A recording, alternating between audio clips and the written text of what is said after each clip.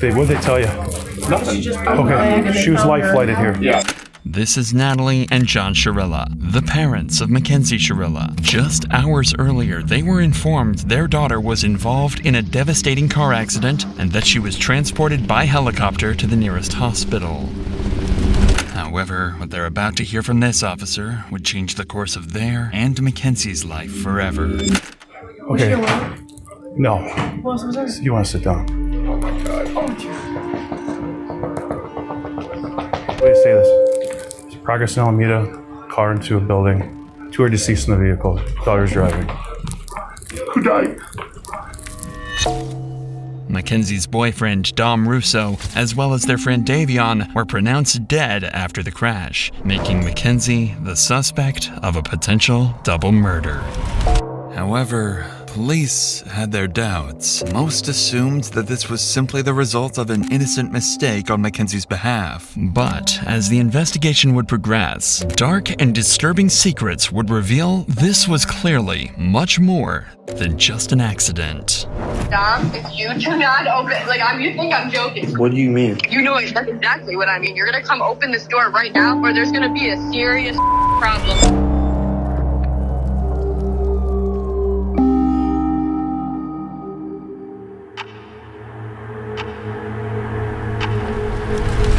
"17-year-old Mackenzie Shirilla, her 20-year-old boyfriend Dominic, and their friend Davion are on their way to a high school party. With Mackenzie's 18th birthday in just 2 days, the group has decided to go out and celebrate. But what seems like a normal night out will in a few hours turn into one of Ohio's most disturbing mysteries.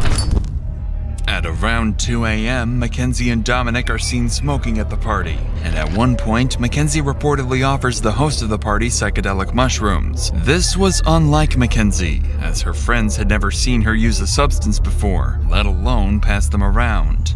At 3:30 a.m., the group leaves the party and drives to another friend's place across town. There, they hang out for a little over an hour watching South Park. By 5 a.m., Mackenzie decided it was time to go home. Strangely, she asked to drive instead of Dominic.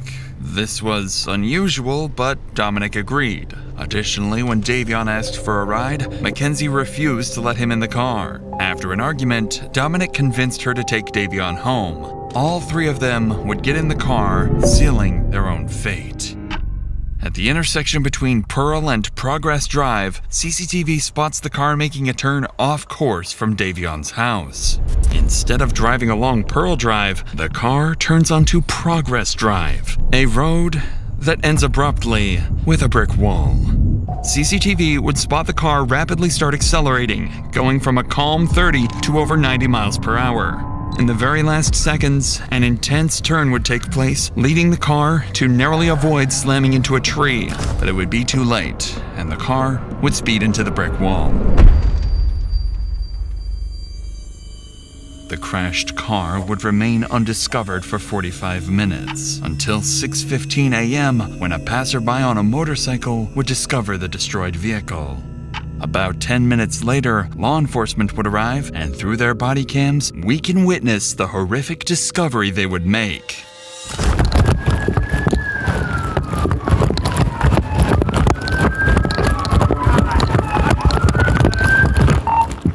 No one's breathing. Bust that window out. Alright. Oh my God. Who can hear my voice? Who's in here? Drivers. Radio.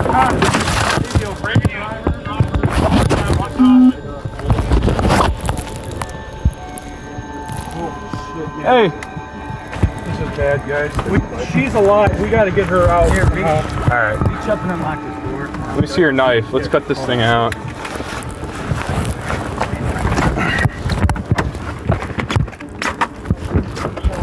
There you go.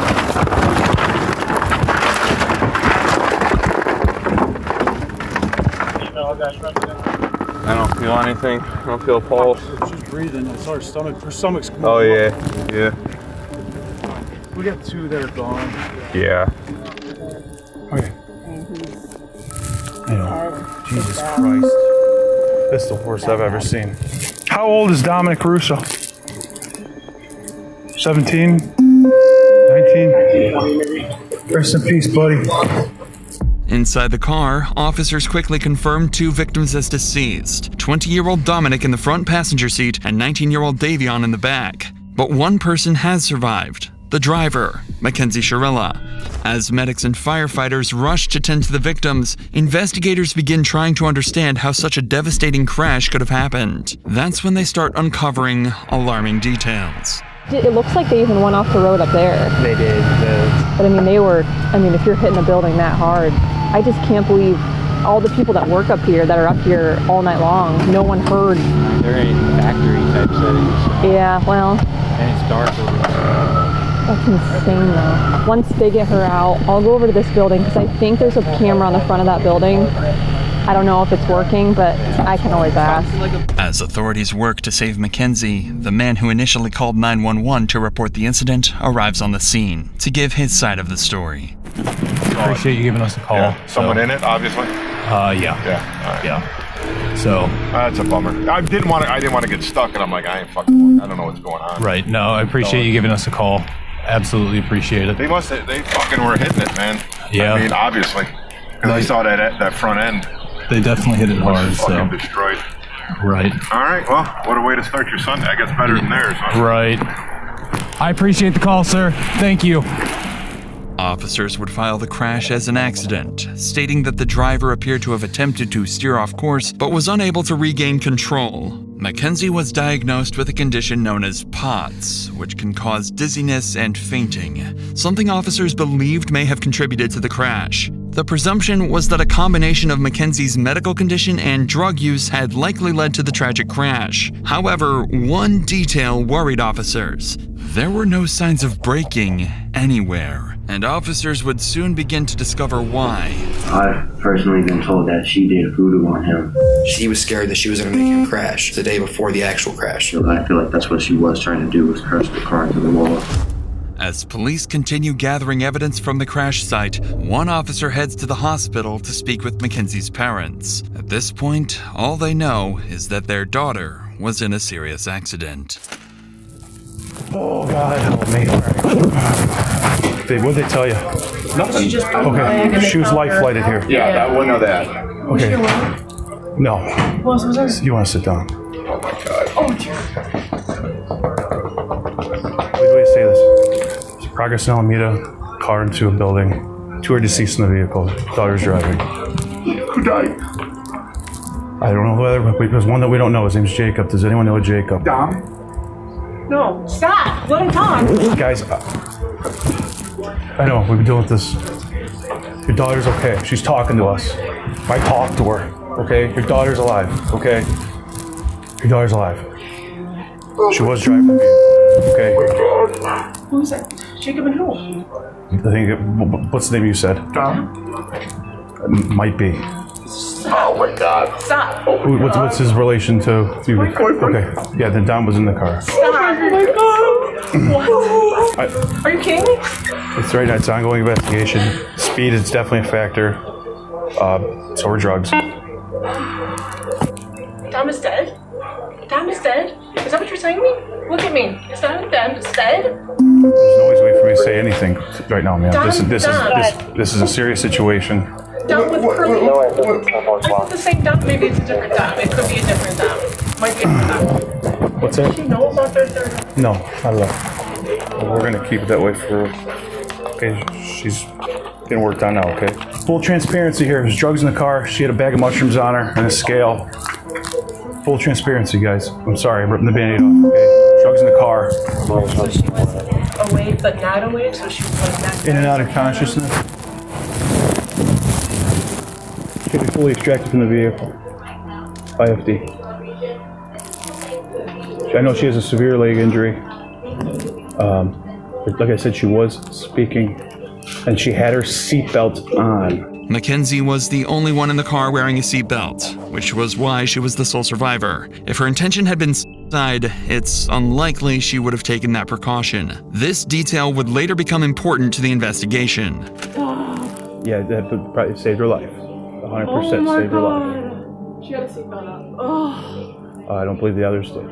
Mackenzie's parents would take the news relatively well, relieved their daughter had survived. But officers now faced a much harder task, telling Dominic's parents. Remember, at this point, they didn't even know their son had been in an accident, let alone that he had passed away.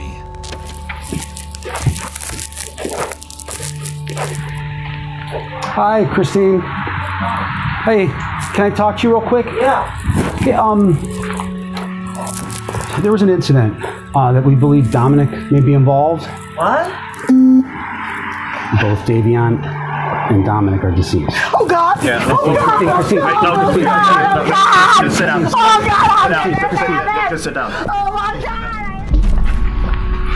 Go ahead, take a seat. So, you know what time it happened at? no, we don't. Right now, what we do know 100% is somebody called it in, somebody passing by at around 6:15, 6:30. Called in, what, the car was just smashed somewhere? Yeah, so what it appears that happened is they were going westbound on Progress from Pearl Road. They went... Right here in Strongsville? Yeah, in Strongsville. That business that's right on Alameda, right where Progress ends, that's dead ends right there. They hit that building. They hit the sign out front and then they hit the building. But they fall asleep at the wheel or something? Don't know. We don't know that. We don't know that. So 2 kids are dead, my son's dead, another kid's dead, and Go the ahead. girl's in the hospital? She's in surgery right now. Oh my God, huh, Chris? I mean, another family member or friend or anybody that you might want us to call on your behalf? No. This is a fucking nightmare. Hey, somebody called in at 6:30 in the morning? Between 6:15 6:15, 6:30, yeah. Came upon it, passing it by. Yeah. Oh my gosh. This is fucking horrible. She was in her car? It was in Mackenzie's car, yeah. Yeah. Oh my gosh. Is she making it? You guys don't know? We right now we don't know. She's in surgery right now, so we don't know. What a fucking nightmare. 3 weeks would pass, time that Mackenzie would spend in the hospital recovering. Her condition would improve significantly, eventually allowing her to leave and return to her normal life. The community mourned the tragic loss of Dominic and Davion and expressed sympathy for Mackenzie, who had just gone through the trauma of losing both her boyfriend and a close friend. But soon, strange things about Mackenzie would start to surface.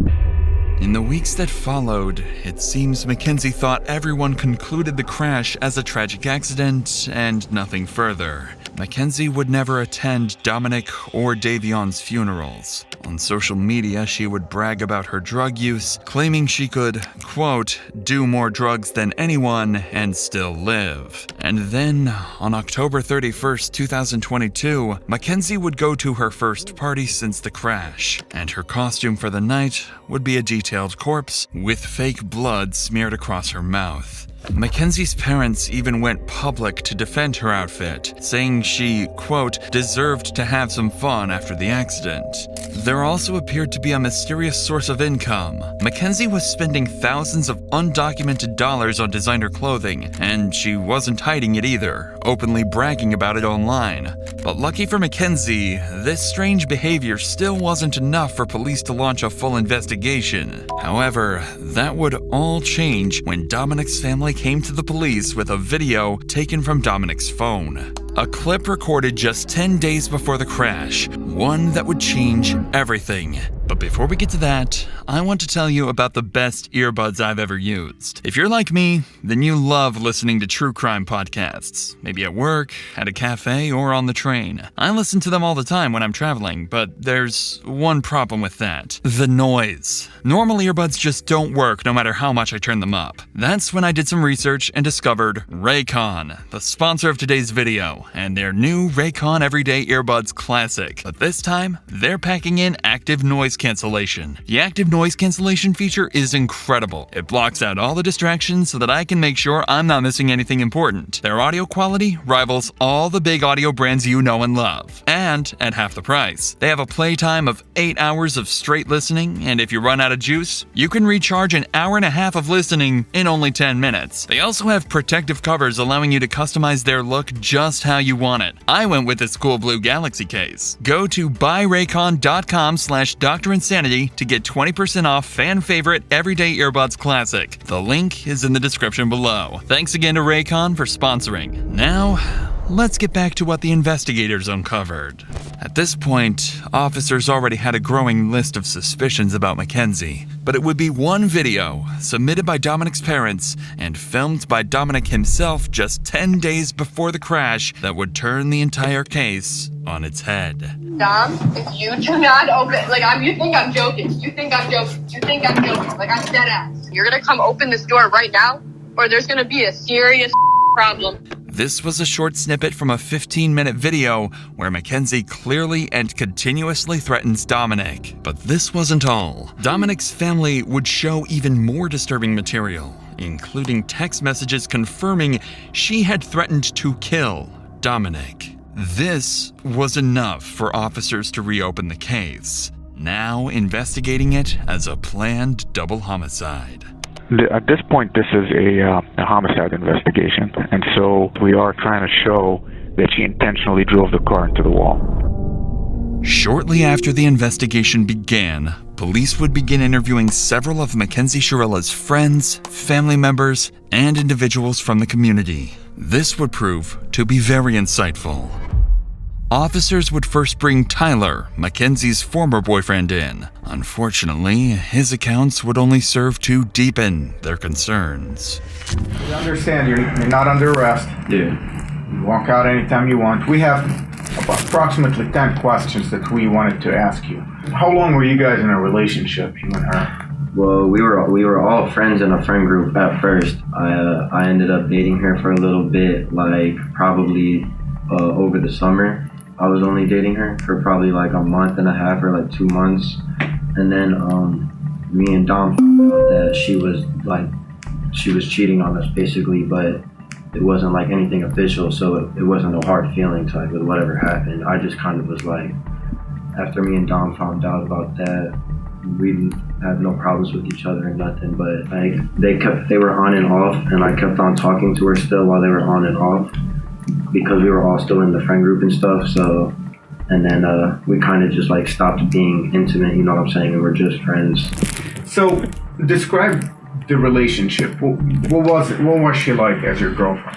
I didn't really have much with her relationship-wise because we didn't date that long, but friend-wise, she was crazy, She mentally just not all there? I mean, yeah, I don't think she's just mentally all there. I personally feel she was trying to kill herself in that crash, and she failed on doing so. Why did Dom put up with this? Do you know? I've personally been told that she did voodoo on him. She has told people that she's put a spell on him so that he couldn't break up with her, that she had grabbed a piece of his hair, and that she had a doll in her room for Dom, and that she had literally put a spell on him, but she would tell everyone. And, she truly believed in that kind of stuff, and she also uses the pendulum, I know too, to try to get answers. She tries to use it now to talk to Dom. Do you think Mackenzie has it in her to drive a car into a wall? I mean, if you guys speculate that she did it on purpose, do you think she has it in her? I feel if she thinks that she can just drive the car into the wall and not feel nothing, I feel the only reason she survived is because of how small she is. I feel she got insanely lucky, but at the same time not lucky to have survived that, because it's she killed 2 people. If that was what she was trying to do, but it's I feel that's what she was trying to do, was crash the car into the wall. By now, a far darker picture of Mackenzie's actions was beginning to take place. This is when 2 friends who had attended the party would come forward to police, claiming they had evidence that, in their view, proved the crash was no accident at all. I just want to show you. Oh, no, explain it. So this is when they were going down Progress Drive, and then how there was tire tracks before it, on that side grass. So that's the sign. That's when it hits the sign. And then that's where she curved exactly right on. Gotcha. Missed those two rocks and went right into the sign, the side of it. She went right into that wall. Right. No, so you can see like the hard braking was right at the wall, and then her high speed was after the hard braking. Was 90 miles per hour. It looks like the person in the front seat tried to turn the wheel because of the fact they were going to go straight into a wall. And it doesn't say she hard broke once. It was 90 miles per hour down that whole road. And I also think because of Kenzie's and Dominic's history, that they were fighting. I think Davion went on his phone to distract himself from the fighting. Although they were on drugs, they can also still be fighting with being on drugs. While the statements were deeply concerning, investigators still didn't have enough concrete evidence to determine Mackenzie's intent. Without a documented pattern of behavior, it was still possible the crash had been a drug-induced accident. But that changed during an interview with Dominic's brother, who provided detectives with crucial information about Dominic and Mackenzie's turbulent relationship. The following video includes talk of self-harm. Viewer discretion is advised. She mentioned that anytime Dom would kind of want to break up with her, she kind of would go crazy. Describe crazy, like what kind of crazy? Like there is times where she called Dom and said, if you break up with me, I'm going to word for word. There was an instance literally a couple days before the crash that she was hitting him on the highway while driving, and he had to pull his car over on the side of the highway, not in a very safe parking spot either, and have somebody else come pick them up and drive the car home because he was scared that she was going to make him crash. And that was just prior to the day before the actual crash.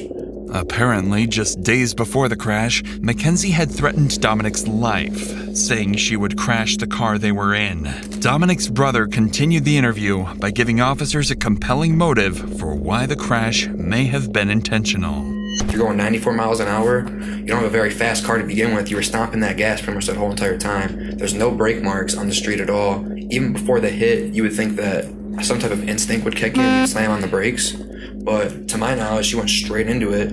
Off of what I know and off my assumptions, Dom tried to break up with her multiple times, even in July. They kept not working out, whatever. They kept making back up. Kenzie's known to be the kind of person that she's let us know she will never let go of Dom. And if she has to let go of Dom, she will not go on living herself. She's pretty much let that be known. Mackenzie's actions after the crash were also of concern to police. On August 6th, only a week after the incident, police would be called to Mackenzie's house by her father. There, he would make concerning statements. While there is no footage of the incident, the officer that was called out would retell the strange incident in an interview. Sarge, I want to ask you first about August 6th. If you recall, that's the day you guys were dispatched to Mackenzie Shirilla room. Can you tell me about that day? So we were dispatched up to the room for a disturbance. Once we arrived up on the room, she was upset with her dad. We asked the dad to step out, and we're trying to calm him down, and he's like, you guys probably know who I am. At one point in the conversation, he's like, I feel like my daughter needs a psych evaluation. And he's like, because she's not, thinking clearly, and word for word what he said, I don't recall every word that he said. He was pretty hysterical. He was pretty upset. She was upset with her dad because, she wanted the lady to go to the funerals. During this interaction, it became clear that Mackenzie was deeply upset with her father. Despite creating a shrine for Dominic, regularly posting on his Facebook memorial page, and wearing his clothes, her father hadn't allowed her to attend Dominic's funeral. It appeared that Mackenzie was truly mourning his death. But around this time, police managed to gain access to her phone. What they uncovered didn't just explain her mysterious source of income, it also hinted at something far more disturbing. After decrypting Mackenzie's phone, investigators discovered several photos of her posing with large sums of cash, despite having no documented job or known source of legitimate income. They also found fake IDs, seemingly intended to help her pass as an adult. But most concerning was a Snapchat conversation dated July 22nd, 2022, in which Mackenzie quoted $1,000 for pictures and $2,500 for an in-person meeting to do quote, anything you want. Taken together, the materials painted a deeply troubling picture. On top of this, her phone revealed numerous examples of reckless driving. Videos showed her speeding, smoking marijuana behind the wheel, recording Snapchats while distracted, crashing during a practice run and laughing about it, letting go of the steering wheel, and even bragging about driving recklessly. But in November, detectives would discover evidence far beyond any reasonable doubt. After analyzing Mackenzie's phone location data, investigators were able to retrace her movements in the days leading up to the crash. That's when they made a dark discovery. Just days before the incident, Mackenzie had driven down the exact same road 7 times, heading straight towards the same brick wall. She had practiced the route. Officers believed they had gathered enough evidence to prove Mackenzie had planned the murders. On November 4th, 2022, more than 3 months after the incident, officers were dispatched to arrest 18-year-old Mackenzie Shirilla. Where's she? Right back there, pal. Hi, Mackenzie. Step out for me. I'm Detective Hazoo. I'm the one who's been investigating the crash. You're under arrest for aggravated murder ×2, okay? Nobody's gonna ask you any questions. Nobody's gonna bother you. Can I have your key, please? Could you please be careful taking this one off so it doesn't break the bracelet, please? You got it. You got it.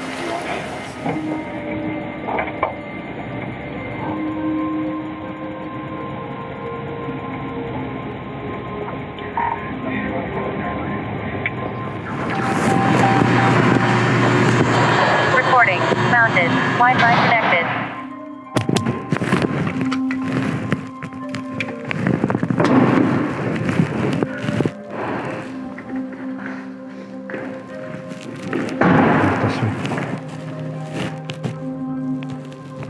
Same right by that black mat.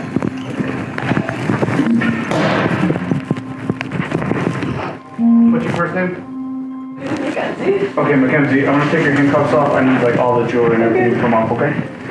I can't wear any of it. No, I need you to take it off while you're in jail right now. Mackenzie's parents would soon find out about her arrest and immediately drive to the police station and desperately confront the police. But it would all be too late. I need to speak to my daughter because you guys aren't allowed to speak to her at all. That's from the Lord. How you guys did this on the weekend is just, what you all do is go, hey, there's a warrant for, we would have brought her right down here with no problem. But you but unbelievable. I mean, she's 18. Well, the warrant was issued today, so Well, you could have made a phone call, couldn't you? You had your creeper out in front of my yard watching. So, she can't take any, she's an adult, she can't take any phone calls right now. Okay, well, I still need to speak to my daughter so she understands whoever, not to say anything to you guys. I mean, Whoever was- BFPD had to roll out the whole mask to pick up an 18-year-old girl who could hardly walk out of a hospital visit. It's just beyond me. So we follow the law, and that's what we're doing today. Am I going to be allowed to have a 2-minute conversation with her? You cannot talk to her while she's here. Why doesn't she get a phone call? If you arrest her, why don't she get a phone call? She was just brought in. They're going to process her. As soon as they get the time for her to make a phone call, she will be able to make a phone call. She's a lawyer. She does have a lawyer. She is 18 years old and she could speak that. Yeah, but she's a dumb 18-year-old that just turned 18. Well, and these guys are going to take advantage of her. She's not allowed to speak to you guys. I'm telling you that. her from attorney lawyer. can call us. Don't ask her any questions. She's not allowed to speak to you. Her parents don't want Mackenzie to talk and demand a lawyer is present. Mackenzie is going to need that lawyer, as she's going to have to face the consequences of her actions in a court of law. She's tried as an adult and decides not to be tried by jury, leaving her fate to a judge. Despite the defense's claims that she lost consciousness, the evidence against her proves this claim was a lie, and the prosecution believes she crashed the car as an easy way out of the relationship.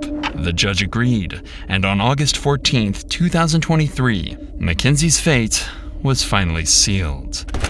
This is the type of evidence you can never unsee. You can never forget the visual or audio of this exhibit. It is chilling and tragic. As you review that exhibit, you know that you are watching the oncoming deaths of 2 people, and there is nothing that will stop it. Exhibit 802 crystallizes the deadly decision-making of the defendant. She morphs from a responsible driver to literal hell on wheels as she makes her way down the street. The mission was death. Mackenzie alone decided to push the pedal to the floor and demand the ultimate speed of that vehicle to 90 to 100 miles per hour. Mackenzie decided death was the ultimate goal that day, and she alone made that decision for Dominic and Davion, and she continuously acted in a manner to achieve her purpose. In the early morning hours of July 31st, 2022, her purpose was to kill Dominic Russo and Davion Flanagan. Her actions were controlled, methodical, deliberate, intentional, and purposeful. This was not reckless driving. This was murder. On August 14th, Mackenzie was found guilty on 4 counts of murder, 4 counts of felonious assault, 2 counts of aggravated vehicular homicide, 1 count of drug possession, and 1 count of possessing criminal tools. She's facing 15 years to life and is currently being held in the Ohio Reformatory for Women. Her first opportunity for parole will come in October of 2037.